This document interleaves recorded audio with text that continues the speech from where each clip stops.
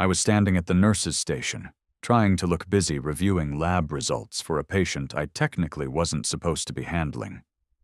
At least, that's what everyone at City Central Hospital thought. "Dr. Riley?" the charge nurse said, not hiding her impatience very well. "Shouldn't you be observing Dr. Harrison in OR3? First-year residents don't usually get to review charts on their own." I looked up, keeping my expression neutral, even though I was tired of the condescension. "Dr. Harrison sent me away after morning rounds. He told me I should go study basic anatomy before I came back." The nurse actually winced. Dr. Mark Harrison, our chief of trauma surgery, was infamous for how he treated residents, especially any he decided were unprepared. And I, having started my residency here just 3 months ago, seemed to be his favorite target. "He's really tough on you," she noted. "Any idea why?" I just shrugged. "Maybe I remind him of someone he doesn't like." I didn't say the real reason. Dr. Harrison treated me like an incompetent rookie because I was acting like one. I never offered my real opinions. I never showed any of the advanced skills I had. I never let on that I probably had more surgical experience than most of the attending surgeons at this hospital. That was all part of my orders. Blend in. Act like a brand new resident. Don't make waves. The hospital's overhead speaker crackled. "Trauma alert. Incoming gunshot wound to the chest. ETA 3 minutes. All trauma team to Bay 2. I automatically started moving toward the trauma bay with the other residents, but Dr. Harrison stepped right in front of me. "Not you, Riley. You'll just be in the way. Observe from the gallery." I just nodded and headed upstairs. I was used to being dismissed. From the observation gallery, I watched the familiar, organized chaos of a trauma response. The paramedics wheeled the patient in, the team swarmed him, and everyone fell into their roles. It was a dance I'd been a part of hundreds of times before, but not here. Here, I was just a first-year resident who couldn't be trusted to even hold a retractor. The patient was a man in his late 50s. I could see bits of a military uniform under the blanket. He had a gunshot wound to his right chest, his blood pressure was dropping, and he was struggling to breathe.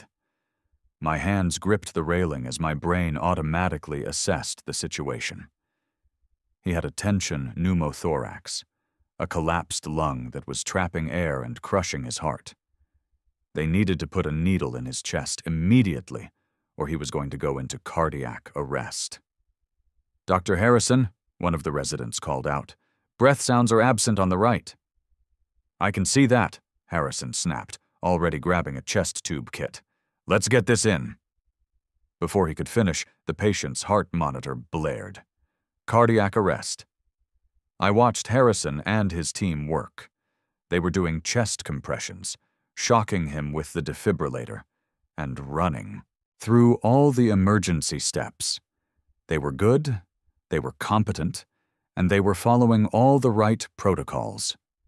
But I could see something was wrong. It was something in the way the patient was responding, in the pattern of his injuries.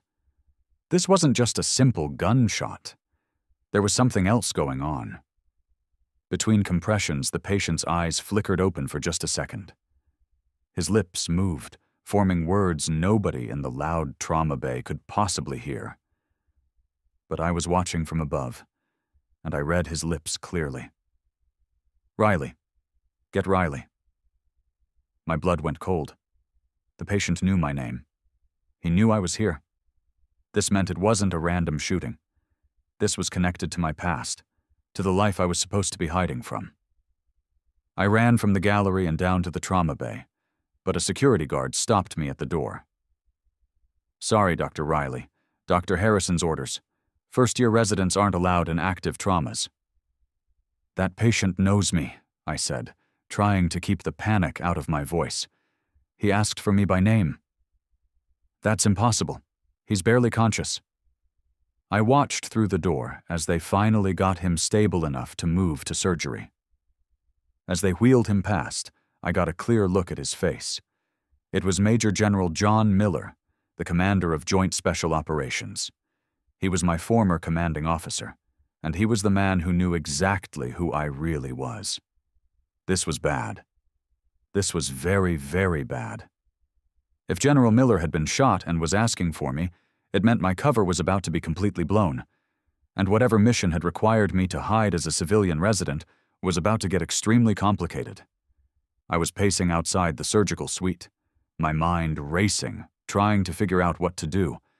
I couldn't just walk into surgery and announce I was qualified to operate. That would mean explaining things I wasn't allowed to explain. But I also couldn't let General Miller die. I was probably the only surgeon in this entire hospital who had operated on him before, who knew his detailed medical history, and who understood the specific complications that could pop up. A man in an Army colonel's uniform walked up to me. Colonel Sam Evans, Miller's security chief. I recognized him instantly. "Dr. Riley," Evans said quietly. Or maybe I should say, Major Riley. "Colonel Evans," I kept my voice just as low. "What happened?" "Assassination attempt. 2 shooters. We got them both, but Miller took a round before we could stop the threat." Evans glanced toward the operating room. "He asked for you by name. Said you were the only one he trusted to do the surgery." "I can't," I whispered. "My cover." "Your cover doesn't matter if he doesn't make it. He knows things, Major. Classified information that can't fall into the wrong hands if he starts talking while he's under anesthesia." Evans's voice was urgent. "We need you in that OR. Now." "I'm just a first-year resident here," I insisted. "They won't let me anywhere near a case this complex." "Then we'll make them let you." Evans pushed right through the doors to the surgical suite. I followed him, my heart pounding, knowing this was about to get ugly. In the scrub room, Dr. Harrison was preparing for surgery with his senior residents. He looked up, annoyed. "Colonel, you can't be in here, and Dr. Riley, you definitely can't be in here." "General Miller specifically requested Dr. Riley," Evans said, his voice firm. Harrison actually laughed. "General Miller is half-conscious and delirious. He doesn't know what he's saying. Dr. Riley is a first-year resident with 3 months of experience. She is not qualified to assist on a case like this, let alone lead it." "I'm not asking her to lead. I'm asking her to assist." "No." Harrison's voice was final. "I don't allow unqualified residents in my OR during critical cases. She'll observe from the gallery like every other first year." I kept my mouth shut, sticking to my orders to maintain my cover. But inside, my brain was running calculations. General Miller had a complicated medical history from previous combat injuries. There was scar tissue that would make this surgery tricky. He had blood vessels that weren't in the usual places, things Harrison would have no way of knowing about. Evans tried one more time. "Doctor, with all due respect." "With all due respect, Colonel. This is a hospital, not a battlefield. I make the medical decisions here, and my decision is that Dr. Riley stays out." Harrison turned to me. "You're dismissed.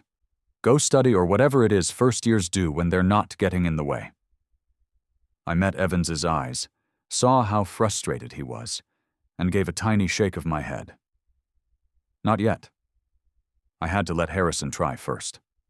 When he ran into trouble, and I knew he would, then we would have a reason to force the issue.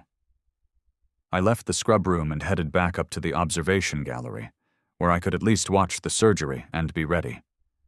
In the gallery, the other residents were whispering. "Did you hear?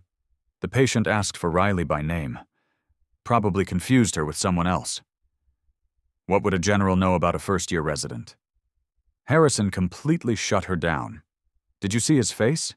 He looked personally offended that anyone would even suggest she assist. I ignored them and focused on the monitors showing Miller's vital signs as they moved him to the OR. His heart rate was high, his blood pressure was barely holding on. He was still bleeding somewhere. This was going to be tough, and Dr. Harrison had no idea what he was walking into. I pulled out my phone and sent a coded text to a number I wasn't supposed to use unless it was a true emergency. Cover may be compromised. Miller injured. Standing by. The response came back instantly. Maintain cover unless life-threatening. Mission parameters unchanged. I put my phone away and watched as Dr. Harrison started the surgery. I would maintain my cover, just as I was ordered. But if General Miller's life was truly on the line, orders or no orders, I was going to step in. I had sworn an oath to protect people. That oath didn't just stop because I was pretending to be someone else. Harrison made his first incision, and I leaned forward, watching every move. This was going to be a very long surgery. About 30 minutes into the operation, I saw the first big problem. Harrison was cutting through tissue, looking for the path of the bullet, but he was moving too far to the side. General Miller had a specific anatomical variant. His subclavian artery, a major vessel in the chest, took an unusual path because of scar tissue from an old combat injury. I had operated on that exact spot 2 years ago in a field hospital in Syria. I knew that anatomy like the back of my hand. Harrison didn't. "He's going too far left," I muttered, gripping the railing. A senior resident next to me glanced over. "What?" "Nothing." But I couldn't look away.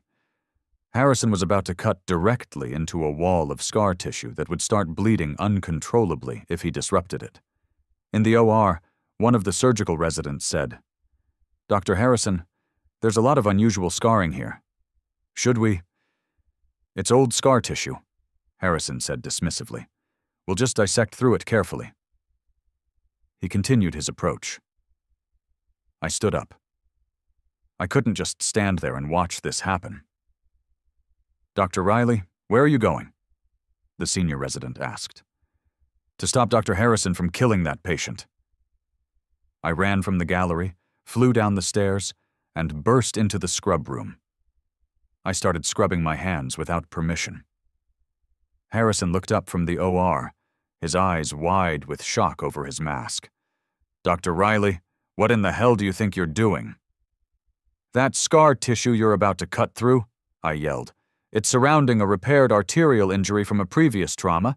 If you dissect it the way you're planning, you're going to cause a massive hemorrhage." "How could you possibly know that?" "Because I stopped myself. I couldn't say it. Not yet. "Because I've read about similar cases. The scarring pattern suggests—" "You've read about it?" Harrison's voice was dripping with contempt. "Get out of my OR! Now, security!" "Dr. Harrison, please," I begged. "If you'll just let me explain." "I don't need a first-year resident who's read about cases to tell me how to operate. You're out of here. Permanently. Consider yourself removed from my service." 2 security guards appeared and started escorting me from the scrub room. I could have fought them. My combat training meant I could have easily handled both of them, but that would have blown my cover for good. Instead, I let them push me out, and then I ran straight for the surgical administrator's office. Colonel Evans was already there, on the phone with someone important. "Yes, sir, Harrison refused. He won't listen." "I understand, sir." He hung up and looked at me. That was General Pierce, Miller's immediate superior. He's authorizing me to take whatever steps are necessary to get you into that surgery. It might be too late. Harrison is about to cut into it. Just then, an alarm blared from the OR down the hall. It was the kind of alarm that meant someone was bleeding out. Evans and I ran back to the observation gallery. On the monitors, we could see total chaos. Blood was filling the surgical field. Harrison was frantically trying to control the bleeding. The patient's vital signs were crashing. "He cut the artery," I said, my voice hollow. "It's exactly what I warned him about." Evans grabbed his phone. "I'm calling the hospital director. I'm getting you surgical authorization right now." "Even if you do, Harrison won't let me in. His ego is too big." "Then we'll make him." 3 minutes later, the hospital director burst into the gallery with Colonel Evans right behind him. "Dr. Riley, Colonel Evans has provided documentation that you have relevant experience with this patient's medical history. I'm authorizing you to scrub in immediately." "Director, Dr. Harrison just banned me from his service." "I'm overriding him," the director said. "This is a military situation with national security implications. Get down there." I ran to the scrub room, scrubbed in faster than I ever have in my life, and pushed my way into the OR. Harrison was struggling to clamp the massive hemorrhage. "What is she doing here?" Harrison demanded. "Saving your patient," the director's voice boomed over the intercom. "Dr. Riley has been authorized to assist. You will accept her help, or I will remove you from this case. Choose quickly, Dr. Harrison. Your patient is bleeding to death." Harrison looked at the blood pooling in the patient's chest, then at the dropping blood pressure monitor. He had to make a choice: his pride or his patient. "Fine," he growled. "Riley, if you know so much about this anatomy, show me how to fix it." I stepped up to the table. For the first time in 3 months, I stopped pretending to be a first-year resident. My hands moved with a speed and precision that came from years of practice. My voice was calm and suddenly full of authority. "Suction here. I need vascular clamps. Someone call for 4 units of O-negative blood. Stat." I worked quickly, finding the bleeding vessel, getting it under control, and repairing the damage that Harrison had caused. My movements were efficient, confident, and expert. Everyone else in the OR just stopped and stared. This was not the work of a first-year resident. This was a highly skilled surgeon who had clearly done this exact repair many times before. "Who are you?" Harrison whispered, his voice shaky. I didn't answer, focusing completely on saving General Miller's life. I worked for another 40 minutes, repairing the artery, controlling the rest of the bleeding, and getting the patient stable. Finally, Miller's vital signs improved. His heart rate steadied, and his blood pressure started to rise. The crisis was over. I stepped back from the table. "The arterial repair is complete. The rest of the surgery should be straightforward. Dr. Harrison can complete the closure." I started to leave, but Harrison's voice stopped me. "Dr. Riley, you're not a first-year resident. I don't know who you are, but nobody with 3 months of experience operates like that." "You're right," Colonel Evans said. He had appeared at the OR door. "She's not a first-year resident. And Dr. Harrison, you're about to learn exactly who you've been dismissing for the past 3 months." The OR fell completely silent, except for the rhythmic beeping of the monitors. I stood there, frozen, knowing the moment I had been trying to avoid for so long was finally here. Colonel Evans stepped into the room, holding a tablet. "Dr. Harrison, what I'm about to tell you is classified. Everyone in this room will need to sign non-disclosure agreements." "What is this about?" Harrison asked, though his voice had lost all of its earlier confidence. Evans pulled up a file on the tablet. "This is Major Anna Riley, MD, United States Army. 8 years of service, primarily with Special Operations Command. She's a trauma surgeon who has operated in every major combat zone for the last decade." He turned the tablet to show everyone my military ID. It was my face, but in a different uniform, with a different look in my eyes. It was the look of someone who had seen combat. "Major Riley has performed over 300 combat surgeries," Evans continued. "She's saved the lives of dozens of Special Forces operators, including General Miller, on 3 separate occasions. She's one of the most decorated medical officers in the Army." Harrison stared at me, then at the tablet, then back at me. "Then what is she doing here?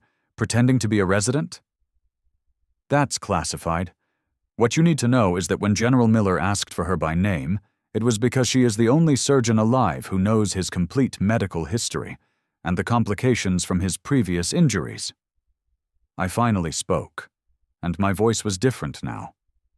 It was back to being my normal, authoritative self. "General Miller has had 4 previous combat-related surgeries. I performed 2 of them, and other military surgeons did the other 2. His anatomy is complicated by extensive scarring, vascular repairs, and orthopedic hardware. The subclavian artery variant you ran into, I repaired that 2 years ago after an IED explosion in Syria. Harrison looked at the surgical field, at the expert repair I had just completed. The reality of the situation crashed down on him. For 3 months, he had been belittling and blocking a surgeon who was, in all likelihood, more experienced than he was. I didn't know, he said weakly. You weren't supposed to know, I replied. I was under orders to maintain a low profile, to blend in as a typical resident, and to not draw attention. Why? Evans cut in. That's classified, Dr. Harrison. What's important now is completing this surgery and making sure General Miller recovers. I looked at Miller, still unconscious on the table, and made a choice. Dr. Harrison, with your permission, I'd like to continue assisting.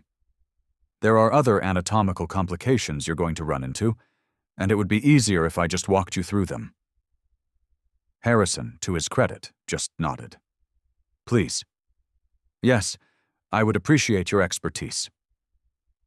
For the next 2 hours, I guided Dr. Harrison through the rest of the surgery. I pointed out hidden scar tissue, explained the previous repairs, and helped him navigate the complex anatomy that had been changed by so many combat injuries. I didn't act like a superior or a subordinate. I just worked as a colleague, respecting his skills while adding my own unique knowledge of this specific patient. By the time we closed, General Miller was stable, and Dr. Harrison had probably learned more about combat trauma surgery than he had in the last 10 years. As we were scrubbing out, Harrison turned to me. Major Riley, or it's just Anna, or Dr. Riley, if you prefer. Dr. Riley, then, I owe you an apology, more than one, actually. I treated you horribly. I assumed you were incompetent just because you were a first year. I never once considered that you might have experience I didn't know about. You couldn't have known, I said. That was the whole point. Still, I was arrogant. I was dismissive. I didn't listen when you tried to warn me about the artery. Harrison paused. You saved that man's life, and you probably saved my career in the process. If he had died because I was too proud to listen to a resident, I would have deserved whatever consequences came my way. I dried my hands. Dr. Harrison, you're a good surgeon. You just ran into anatomy you'd never seen before. That's not a failure. It's just a learning opportunity. Still, I should have listened. We walked out of the scrub room and found the hospital director, Colonel Evans, and several other military officers waiting for us. Major Riley, one of the officers, a 2-star general, said. I'm General Pierce, Miller's CO. Thank you for saving his life, again. Just doing my job, sir. Well, your job just got more complicated. Pierce glanced at Harrison. Dr. Harrison, what I'm about to discuss is classified. You'll need to leave. Harrison looked at me. Will I see you again?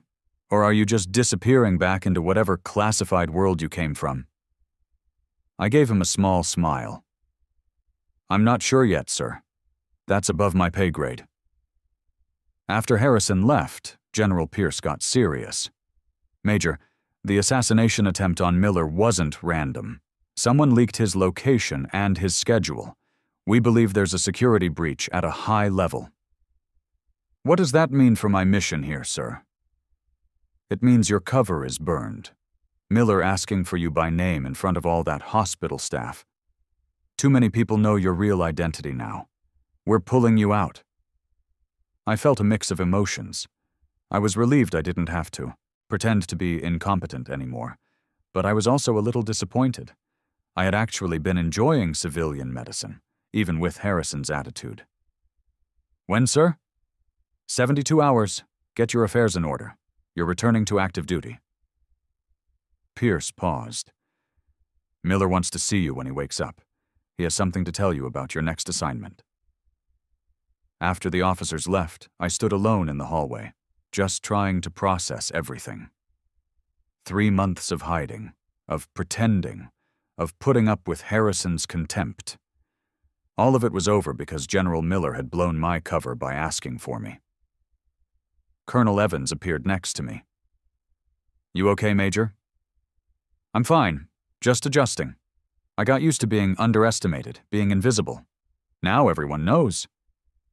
"For what it's worth, you handled Harrison with remarkable professionalism. You could have humiliated him in that OR. Instead, you helped him. That's the sign of a real leader." I shrugged. "He's a good surgeon who just ran into something outside his experience. There's no point in shaming him for that. Most people wouldn't be that generous after how he treated you." "Maybe. But I've learned something in 8 years of military service, Colonel. Pride is expensive. It costs lives. Harrison learned that today. He's not going to forget it." I started walking towards the ICU to check on General Miller. Behind me, I could already hear the hospital staff whispering. "Did you hear? Riley's not really a resident. She's some kind of high-level military surgeon. She saved that general's life when Harrison couldn't." I smiled to myself. My 3 months of being just a resident had ended in a pretty spectacular way. Now I had 72 hours before I had to go back to my real life, and I was going to make them count. I had 72 hours left. General Miller woke up about 16 hours after his surgery. He was groggy, but he was all there. I was sitting by his ICU bed, reviewing his post-op vital signs. "Major Riley," Miller said, his voice weak. "I'm sorry. I blew your cover." "You were shot and half-conscious, sir. You're not responsible for what you said under stress. Still, I know you were supposed to stay hidden." Miller tried to sit up, but winced in pain. "How bad is the fallout?" "I'm being pulled back to active duty in 72 hours. The mission here is over." Miller nodded slowly. "Maybe that's for the best. We need you back, Anna. Things are heating up overseas." "Sir, what happened? Who shot you?" "That's why I asked for you. Before I got hit, I received new intelligence. It's about a planned attack on a field hospital in Afghanistan." He paused. "Your field hospital. The one you left 3 months ago when we sent you on this administrative leave." My blood ran cold. "My team is in danger." "We intercepted chatter about a coordinated assault. It's planned for next week. They're targeting medical personnel specifically." Miller grabbed my hand. "Anna, I need you to go back. Lead the defense. You know that hospital better than anyone. You know its vulnerabilities, the protocols, and how to protect your people." "Sir, I've been out of combat medicine for 3 months. I'm rusty." "You just saved my life with a surgery that was more complex than anything you'd face in a field hospital. You're not rusty. You're ready." Miller's eyes were intense, even though he was weak. "Your team needs you. Will you go?" I thought about the surgeons, nurses, and medics I'd left behind. They were my friends, my chosen family. And they were in danger because I wasn't there to protect them. "Yes, sir, I'll go." "Good. General Pierce will brief you on the details. But Anna, be careful. The intelligence suggests this isn't just a random attack. Someone is specifically targeting military medical officers. It's the same group that shot me." After I left Miller's room, I found Dr. Harrison waiting in the hallway. "I heard you're leaving," he said, looking awkward. "In 3 days, back to active duty." I wanted to apologize again, not just for today, but for the past 3 months. I made your life here miserable because I just assumed you were incompetent. I judged you based on your appearance and your status, not your ability. I thought about what to say. "Dr. Harrison, you actually taught me something valuable these past 3 months. You taught me patience, humility, and how to work within a system even when that system doesn't value you. I'm a better officer because of it." He looked surprised. "You're not angry?" I was, but anger is exhausting. And in the end, you learned the lesson you needed to learn. That's what matters. "Will you ever come back to civilian medicine?" "Maybe someday. When the war is over, if it ever is." I held out my hand. "Thank you for the experience, Dr. Harrison. Even the difficult parts. Harrison shook my hand firmly. If you do come back, you have a position here. As an attending, not a resident. We would be lucky to have you. I spent the next 2 days getting ready. I packed my few belongings, said goodbye to the few people I'd gotten to know, and sat through briefings about my next deployment. The attack on my field hospital was planned for 6 days from now. I would have less than 72 hours on the ground to get the defenses ready and protect my team. It was going to be tight, dangerous, and maybe even impossible, but it was my team, my people. And I'd be damned if I was going to let them die while I was safe in a civilian hospital. On my last day, I went to grand rounds. Dr. Harrison was presenting General Miller's case as a teaching moment about humility in medicine. 3 months ago, a first-year resident joined our program, Harrison began. I dismissed her, I belittled her, and I refused to listen to her input, and I nearly killed a patient because of my arrogance. He pulled up my military photo on the big screen. This first-year resident was actually Major Anna Riley, one of the Army's most experienced trauma surgeons. She tried to warn me about a surgical complication. I ignored her, and when my mistake nearly killed the patient, she stepped in and saved his life with skills that I didn't possess. Harrison looked right at me, sitting in the audience. The lesson here isn't just about not judging people by their appearance. It's about recognizing that expertise can come in unexpected forms. It's about how we should listen to input, regardless of the speaker's perceived status. Pride can be deadly in medicine. After the rounds, I said my final goodbyes and headed to the base for my flight.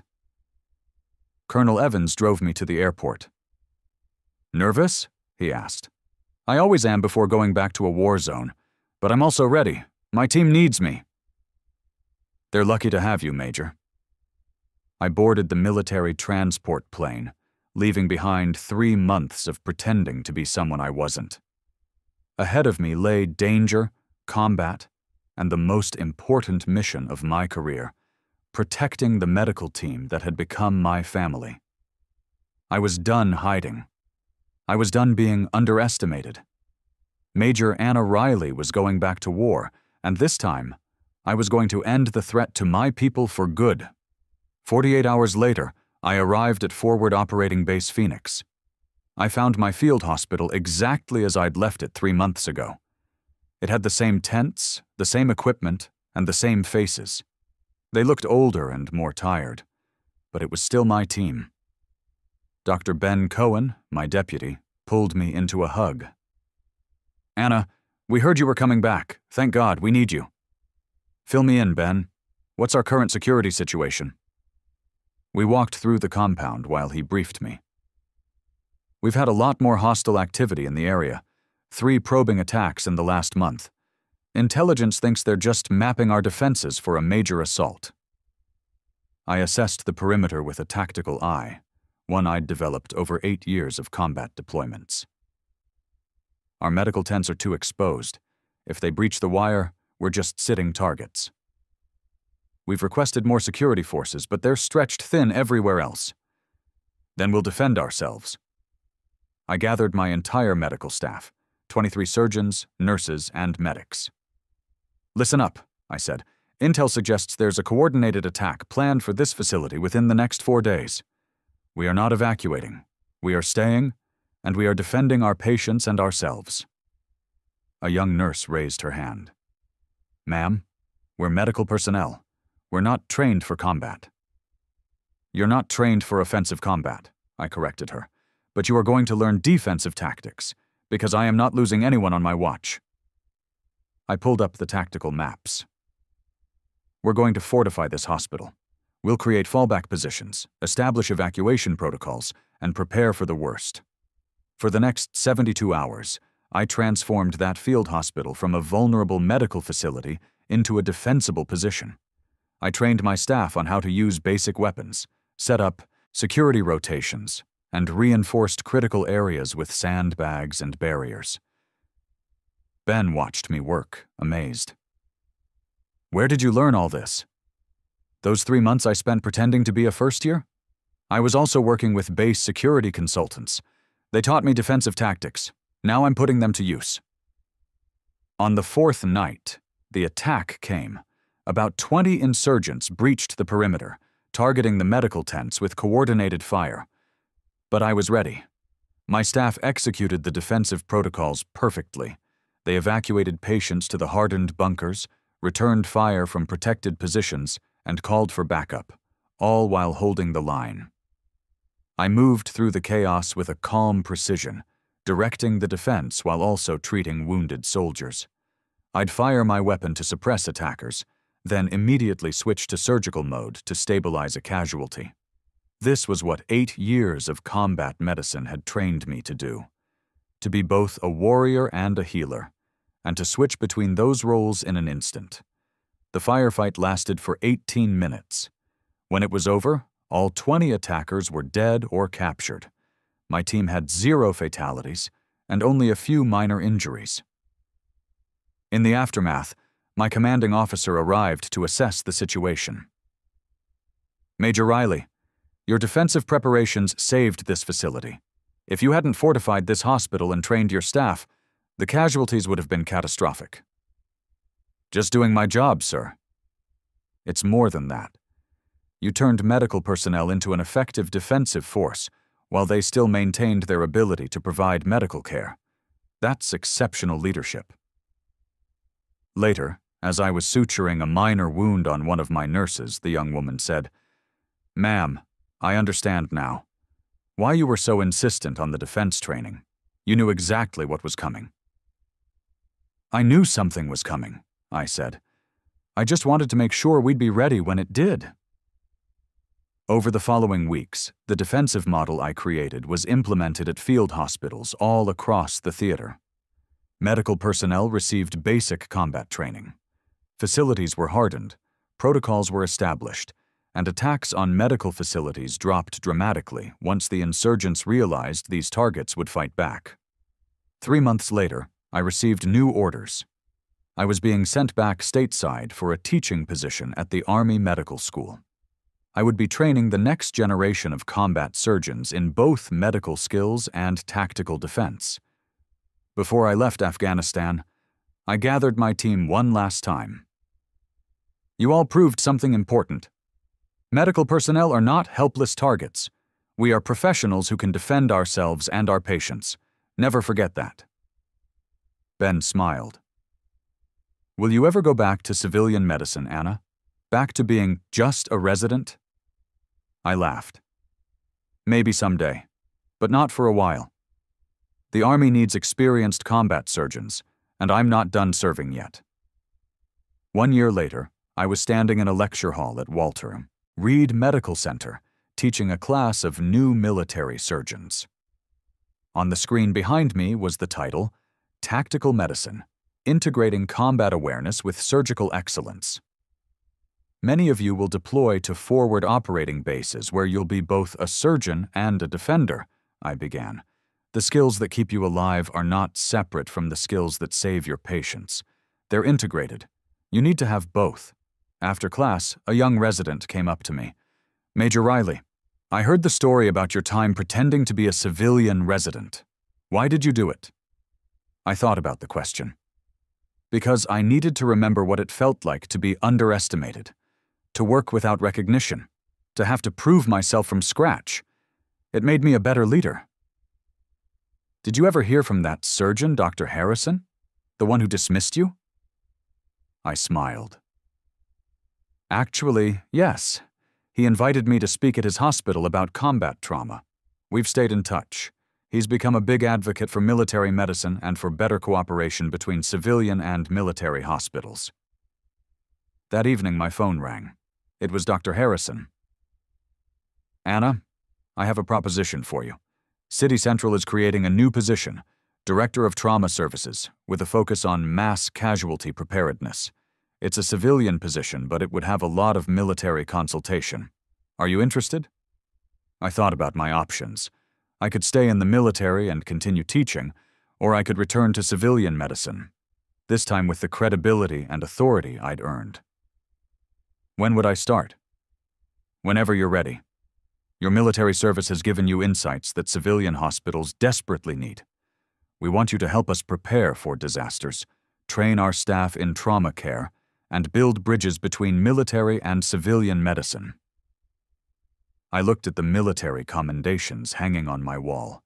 8 years of service, hundreds of lives saved. I had earned respect through my competence, not just my credentials. I'll need to finish my current teaching contract. Give me 6 months. Done. Welcome back, Dr. Riley. As an attending this time, not a resident. After I hung up, I reflected on my journey. I'd gone from being a combat surgeon to an undercover resident, to a military instructor, and now to a civilian attending. I had been dismissed as just a resident by people who didn't know my background. But that experience had taught me patience, humility, and the importance of proving myself through my actions, not just my title. 6 months later, I walked into City Central Hospital, this time wearing an attending's white coat.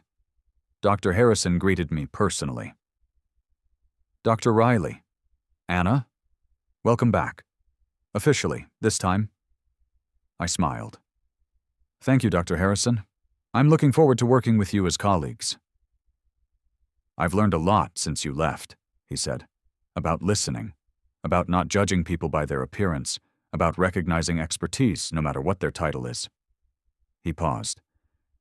You changed how I practice medicine. Thank you for that. I spent my first week implementing new trauma protocols, training the staff in mass casualty response, and setting up connections between the hospital and the local military medical facilities. I was bringing my 8 years of combat experience to civilian medicine, improving outcomes and preparing the hospital for the disasters I knew would eventually come. And whenever a new resident joined the program, I made a point to listen to their ideas, even the ones who seemed inexperienced or uncertain. I did it because I remembered exactly what it felt like to be dismissed as just a resident, and I was determined that no one on my team would ever feel that way again. I had gone from being hidden to being recognized, from being underestimated to being respected, from just a resident to one of the most valued surgeons in the hospital. But the lessons from those 3 months of hiding never left me. I never forgot the importance of humility, the value of patience, and the necessity of proving yourself through your competence, not just your credentials. Dr. Anna Riley, formerly Major Anna Riley, had learned that sometimes the most valuable lessons come from being underestimated, and that being just a resident could teach you more about leadership than any amount of rank or recognition ever could. 3 years later, I was standing at the podium of the American College of Surgeons annual conference, addressing about 2,000 surgeons about my unique perspective on medical hierarchy and expertise. 3 years ago, I spent 3 months working as a first-year resident, while I was actually a military surgeon with 8 years of combat experience. I began. I was dismissed, belittled, and ignored by attending physicians who assumed my lack of credentials meant a lack of competence. I clicked to a slide showing General Miller's case. When this patient arrived, I tried to warn the operating surgeon about anatomical complications. He dismissed me, nearly killed the patient, and only accepted my help when his pride had almost caused a preventable death. I paused. The lesson isn't that attendings should defer to residents. It's that expertise exists in unexpected places, and we have to remain humble enough to recognize it, regardless of the speaker's apparent status. I shared statistics about medical errors that were caused by hierarchical communication failures, cases where junior staff knew critical information but didn't speak up, or where senior staff dismissed warnings from less experienced team members. Medical hierarchy exists for good reasons. Experience matters. Training matters. But that hierarchy becomes dangerous when it prevents us from hearing important information, no matter where it comes from.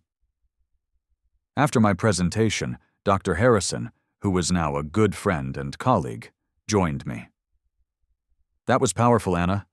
You've changed how a lot of people think about medical teamwork. I just shared what I learned. Sometimes the most valuable perspective comes from being at the bottom of the hierarchy. We walked through the conference center, and several other surgeons came up to me with their own stories of being dismissed, ignored, or underestimated early in their careers. You've given a voice to something many of us experienced but never really articulated, one surgeon said. Thank you for that. That evening, I got a call from General Pierce.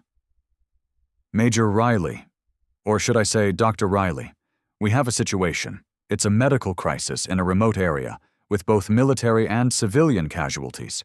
We need someone who can lead both military and civilian medical teams. Are you interested in a temporary deployment? I looked at my calendar, at my responsibilities at City Central, at the life I'd built in civilian medicine. Then I thought about the people who needed help, about my unique skills that bridged the military and civilian worlds, and about the oath I'd taken to serve. When do I leave, sir? 72 hours. We'll arrange for coverage for your civilian position. I hung up and smiled. Some things never changed. I would always be both a soldier and a surgeon. I'd always be responding when I was called, and always serving wherever I was needed most. Dr. Harrison found me packing my deployment bag. Going back? Temporarily. It's a medical crisis. They need someone who speaks both military and civilian medicine. Will you come back? I always do. This is home now. But sometimes, home just means having the freedom to serve where you're needed. He handed me a letter. For what it's worth, you've transformed this hospital. Our trauma outcomes are among the best in the nation. Our staff is trained in mass casualty response. We're prepared for anything. That's your legacy, Anna. I read the letter. It was a commendation from the hospital board, recognizing my contributions to trauma medicine and medical education. Thank you, Mark, for everything, including those 3 months when you treated me like an incompetent resident. They taught me more about leadership than any other experience in my career. I'm still embarrassed about that. Don't be, I said. You learned. You changed. That's what matters. I deployed the next day, returning once again to the work I did best, saving lives in impossible conditions, leading teams through a crisis, and bridging the gap between military and civilian medicine. I was no longer just a resident. But I carried those lessons with me. The humility, the patience, and the understanding that true expertise could be hidden underneath an unexpected exterior. Dr. Anna Riley had proven that sometimes the person everyone underestimates is exactly the person who will save the day. And I'd keep proving it, one patient at a time, for as long as I was able to serve. Because that's what soldiers do. That's what surgeons do. And that's what leaders do. They serve, they save, and they never quit. No matter how many people dismiss them as just a resident.